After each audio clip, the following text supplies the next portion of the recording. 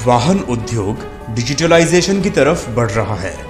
वाहनों के इलेक्ट्रिफिकेशन और डिजिटलाइजेशन में निर्माता जी जान से जुटे हैं और वर्तमान महामारी के समय में अपनी सेल्स को बढ़ाने के लिए ऑनलाइन माध्यम की ओर रुख कर रहे हैं।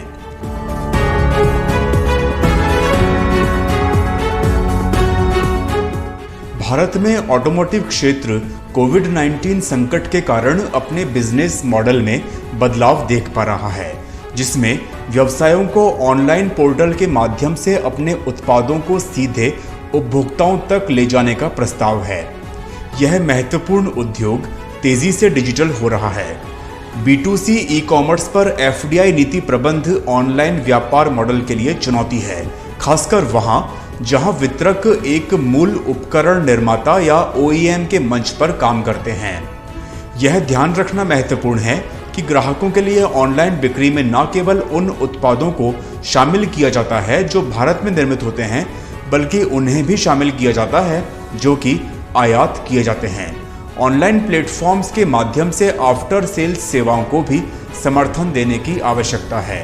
कंपनी के वितरण मॉडल के आधार पर FDI नीति विनिमय नियंत्रण नियमों, आयकर आवश्यकताओं और GST विनियमों को ध्यान में रखते हुए एक उपयुक्त ऑनलाइन प्लेटफॉर्म को एक साथ रखा जाना चाहिए। इसके साथ OEM को एक सहज लेनदेन के स्थानांतरण मूल्य निर्धारण, डेटा गोपनीयता और सूचना प्रौद्योगिकी अधिनियम में भी कारक होना चाहिए। उपभोक्ता संरक्षण अधिनियम कई शर्तों को लागू करता है। ऐसे ऑनलाइन बिक्री मॉडल का आकलन करते वक्त FDI नीति के प्रासंगिक पहलुओं का अनुपालन आवश्यक है। ये B2B और B2C उत्पादों को कवर करेंगे, जहां अनुबंध निर्माण सहित स्वचालित मार्ग के तहत 100% FDI की अनुमति है।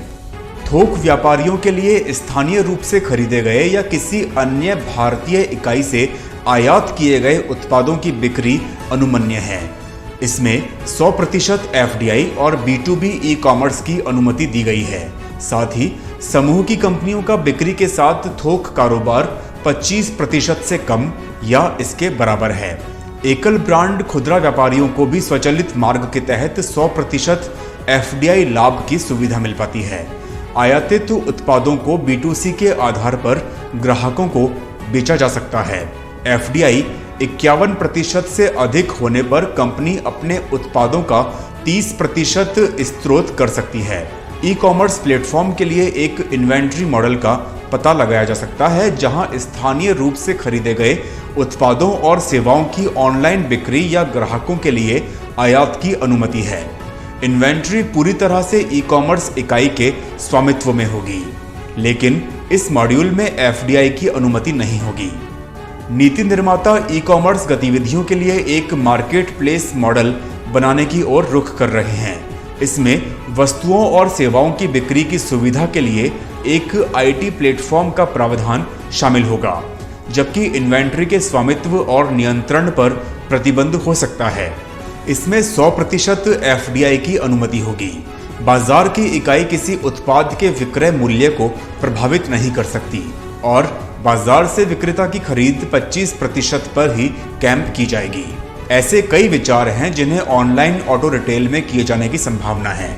ऑटो OEM से पहले विनियामक चुनौतियां सबसे अधिक चकाचौंध करने वाली होंगी, क्योंकि वर्तमान कानून लंबे समय से लागू है और किसी भी संशोधन या संवर्धन को अधिकारियों को अच्छी तरह से उचित ठहराना होगा।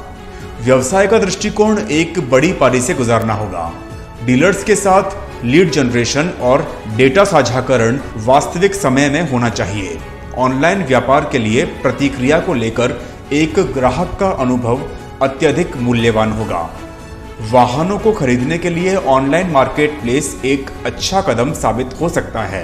सही दिशा निर्देशों के साथ कार निर्माताओं और ग्राहकों दोनों को दीर्घकालिक रूप से इसमें सक्षम होना चाहिए।